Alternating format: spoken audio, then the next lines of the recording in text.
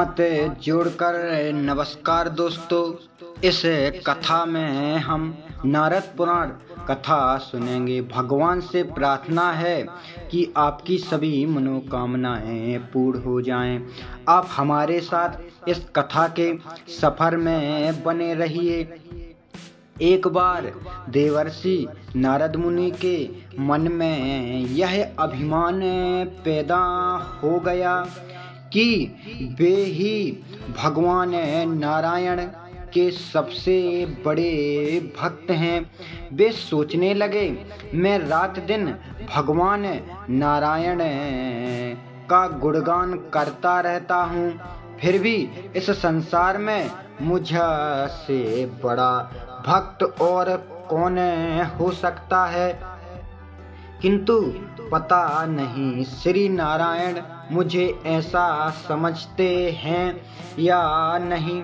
यह विचार कर नारद भगवान नारायण के पास क्षीर सागर में पहुँचे और उन्होंने प्रणाम किया। नारायण जी बोले, आओ नारद, कहो कैसे आना हुआ। नारद जी बोले, भगवान मैं आपसे एक बात पूछने आया हूँ। भगवान नारायण जी बोले, मैं तुम्हारे मन की बात जानता हूँ देव ऋषि नारद, फिर भी तुम्हारे मुँह से सुनना चाहता हूँ। देव ऋषि नारद ने कहा, हे देव, मैं जीवन भर आपका गुणगान करना चाहता हूँ। पल पर हर क्षण मुझे बस आपका ही ध्यान रहता है। आप मुझे यह बतलाइए कि क्या मुझसे भी बड़ा भक्त आपका कोई अन्य है इस संसार में। भगवान नारायण समझ तो पहले ही गए थे कि नारद को अपनी भक्ति पर अभिमान पैदा हो गया है, किंतु अपने मन की बात पूछकर वे बोले, हे देवर्षि नारद, इस प्रश्न के लिए तो तुम्हें मेरे साथ मित्रलोक चलना पड़ेगा। कथा में आगे बढ़ने से पहले कृपया वीडियो को लाइक और चैनल को सब्सक्राइब कर लें। बेल आइकन दबाना ना भूलें। विष्णु भगवान आपकी सभी मनोकामनाएं पूरे करें। चलो कथा की ओर बढ़ते हैं। इस प्रश्न के लिए तो तुम्हें मेरे साथ में मित्रलोक चलना पड़ेगा। देवर्षि नारद बोले, ठीक है भगवान, मैं मित्रलोक चलने के लिए तैयार हूँ। विष्णु भगवान और देवर्षि नारद को लेकर मृत्यलोक चल पड़े। धरती पर पहुँचे कर दोनों ने किसान का भेष धारण कर लिया और एक गांव के किनारे बनी एक झोपड़ी की ओर चल पड़े। नारायण जी बोले, देवर्षि नारद, मेरा एक बहुत बड़ा भक्त यहाँ इस कुटिया में रहता है। आश्चर्य है क्या मुझसे बढ़कर भी किसी की भक्ति हो सकती है? देव ऋषि नारद के मुख से यह निकला। क्या वह भी मेरी तरह आपका ध्यान लगाए रहता है? आओ आओ देव ऋषि नारद, चलो इस प्रश्न का जवाब आप स्वयं ही देख लो और स्वयं ही जान लोगे। भगवान नारायण ने कहा और उस कुटिया की ओर बढ़ गए। किसान उस कुटिया के बाहर अपनी गाय को बांध रहा था। किसान उस समय कुटिया के बाहर अपनी गाय को बांध रहे थे। उसके मुख से भजमन नारायण नारायण नारायण का स्वर निकल रहा था। किसान भेषधारी भगवान नारायण ने उनके निकट जाकर नारायण नारायण कहा तो किसान ने विनती स्वर में पूछा, आप कहाँ से आए हैं? भद्र मेरे लिए कोई सेवा हो तो निःसंकोच बतलाइए। किसान भेषधारी भगवान नारायण ने कहा, हम एक नगर जा रहे हैं पर अंधेरा घिरने लगा है। वन में जंगली पशुओं का डर है, इसलिए रात भर आश्रय चाहते हैं। किसान ने प्रसन्न भाव से कहा, मेरी कुटिया में आपका स्वागत है और भद्र और जो राखा सूखा घर में है वह आपके लिए हाजिर है। भगवान ने मुझे आप लोगों की सेवा करने का जो अवसर प्रदान किया है, बड़ी कृपा हुई उनकी। बाहर दालान में एक खटिया पर दोनों को बिठा कर किसान अंदर गया और अपनी पत्नी से कहा, देवी, दो अतिथि आए हैं। किसान की पत्नी उस समय अपने बच्चों को भोजन परोस रही थी। धीरे से आटे का बर्तन दिखाती हुई बोली, घर में इतना शाही आटा है और ये बच्चे और भोजन मंगा रहे हैं। किसान बोला, कोई बात नहीं, हम अतिथियों को भरपेट भोजन करवाएंगे। तुम बच्चों को आज कंजी बना कर पिला देना। नारद और भगवान नारायण ने उन दोनों का सारा वार्तालाप सुना। फिर भी परीक्षा के लिए भोजन की थाली पर बैठ गए। जब दोनों भर पेट भोजन कर चुके तो देवऋषि नारद सोचने लगे, यह सीधा साधा गृहस्थ भगवान का सबसे बड़ा भक्त कैसे हो सकता है?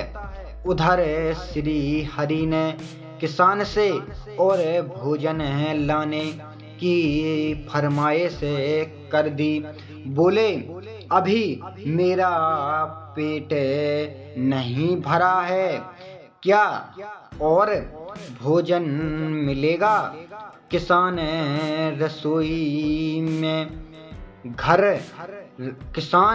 रसोई घर में गया और जाकर पत्नी से पूछा, कुछ और भोजन बचा है क्या?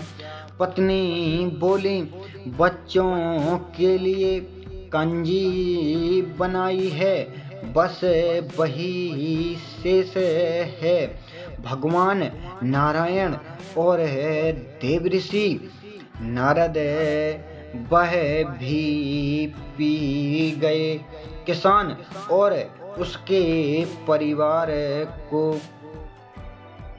उनके परिवार को भूखा ही रहना पड़ा।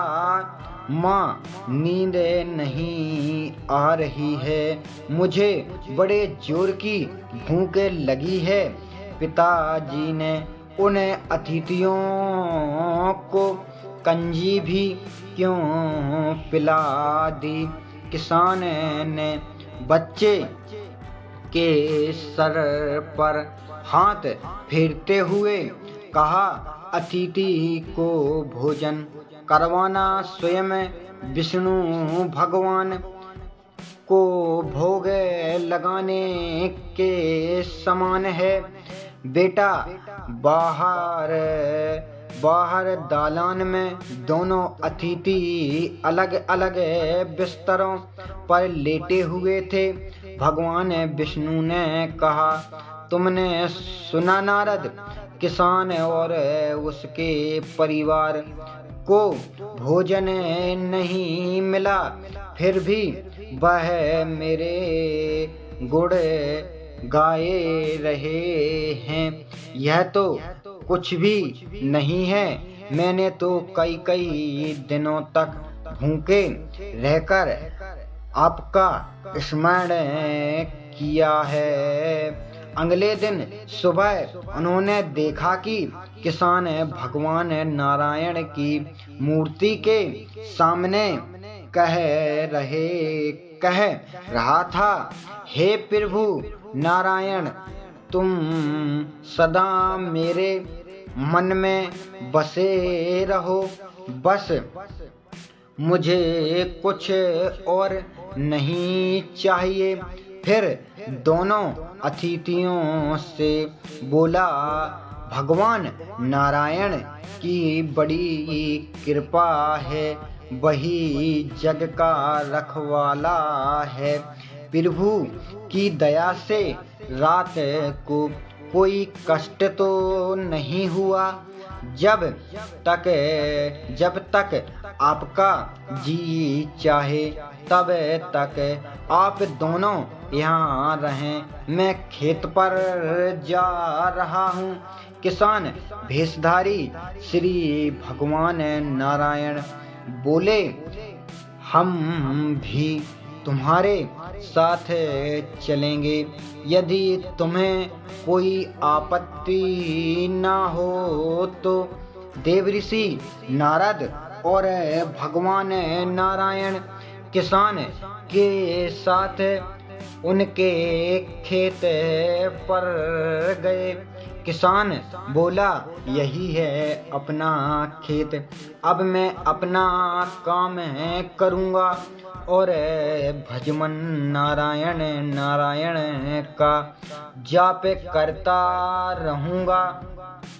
नारद जी बोले, तुम तो सत्य पुरुष हो, भगवान के बड़े भक्त हो, हर घड़ी उनका नाम लेते रहते हो क्या? किसान बोला, अरे कहाँ, काम से जब भी थोड़ा बहुत समय मिलता है तभी उनका नाम लेता हूँ। देवऋषि नारद ने पूछा कब कब मिलता है समय, कब कब मिलता है समय। किसान बोला सुबह उठता हूँ तब रात को सोता हूँ तब, और दिन में भी काम से समय मिल जाए तो नाम ले लेता हूँ। नारद के मुख से निकला ओहे समझा। दोनों जब किसान से विदा लेकर चले तो देवऋषि नारद ने व्यंग्यात्मक स्वर में कहा, आपने सुना भगवान वह सुबह शाम 2 बार ही आपका स्मरण करता है, जबकि मैं हर समय ध्यान करता हूँ। फिर भी आप उसे महान भक्त बताते हैं। देवऋषि नारद की बात सुनकर श्री हरि चुप रहे, किंतु मन ही मन उन्होंने कहा, कारण भी जाने जाओगे नारद जी। भगवान नारायण ने एक कलश को तेल से लबालब भरकर देवऋषि नारद को दे दिया और बोले, नारद इसे अपने सिर पर रखकर बिना हाथ लगाए सामने वाली पहाड़ी तक ले चलो। ध्यान रहे इस कलश में रखे तेल की एक बूंद भी जमीन पर गिरने ना पाए। देवऋषि नारद बोले, यह कार्य सहज तो नहीं है। यह कहकर देवऋषि नारद ने कलश सिर पर रख लिया और पहाड़ी की ओर चल दिए। नारद पहाड़ी तक गए और लौट आए। भगवान नारायण बोले, लौट आए नारद, ठीक है। अब यह बताओ कि इतनी दूर जाने और आने में तुमने कितनी बार मेरा स्मरण किया है। देवऋषि नारद बोले, एक बार भी नहीं। भगवान करता भी कैसे? मेरा सारा ध्यान तो तेल और कलश की तरफ लगा हुआ था। श्री हरि बोले, तब तुम ही सोचो। वह किसान दिन भर कठिन परिश्रम करता है, फिर भी 2-4 बार मेरा स्मरण जरूर करता है, और तुम एक बार भी मेरा स्मरण नहीं कर पाए। भगवान नारायण की बात सुनकर देवऋषि नारद के अंतरिक्ष खुल गए। वह श्री हरि के चरणों में गिरकर बोले, मान गया प्रभु, जो संसार के झंझटों में रहकर भी आपका स्मरण करते हैं, वे ही सबसे बड़े भक्त हैं। जय जय श्री राम। जो भी गलतियाँ हुई हों उन्हें क्षमा करें। चैनल को लाइक और सब्सक्राइब करना ना भूलें। जय जय श्री राम।